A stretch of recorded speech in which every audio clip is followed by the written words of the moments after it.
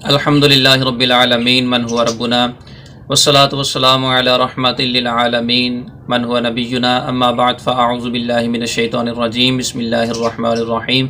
ناظرین، آج کا ہمارا درس شریعت احکام زکوٰۃ کے متعلق ایک جدید مسئلے کے بارے میں صراحت کرنا ہے۔ مسئلہ یہ ہے کہ گھروں کے اندر ڈیکوریشن کے لیے رکھی ہوئی مچھلیوں کے اوپر یا بطور شو کے پالے ہوئے پرندوں کے اوپر شرعی اعتبار سے زکوٰۃ لازم ہوگی یا نہیں۔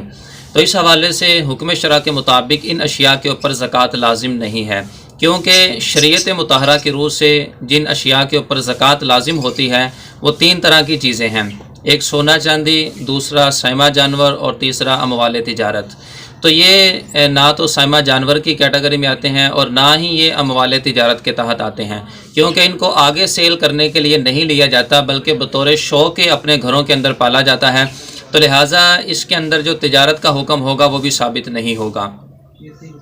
ہاں، اس کے اندر یہ بات اہم اور لازمی یاد رہے کہ ایسا شخص کہ جس نے بطور شو کے اس طرح کی اشیاء رکھی ہوئی ہیں،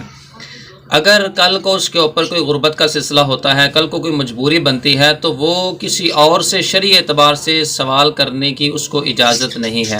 یعنی اس بندے کے اوپر لازم ہے کہ یہ جو اشیاء اس نے حاجات اور ضروریات سے اضافی لے کر رکھی ہوئی ہیں، انہی کو سیل کر کے اپنی ضروریات کو پورا کرے گا۔ تو کل کو اس کو شرعی اعتبار سے زکوٰۃ لینے کی اجازت نہیں ہے، اس کو سوال کرنے کی اجازت نہیں ہے کہ وہ اپنی ذات کے لیے جو نا وہ زکوٰۃ کو مانگتا پھرے، اس کے اوپر شرعی اعتبار سے زکوٰۃ استعمال نہیں ہو سکتی، چونکہ یہ چیزیں انسان کی ضروریات سے اضافی ہیں۔ تو جب انسان کے پاس اس کی ضروریات سے اضافی اشیاء موجود ہوں تو پھر بوقت ضرورت انہی کو سیل کر کے ضروریات کے پورے کرنے کا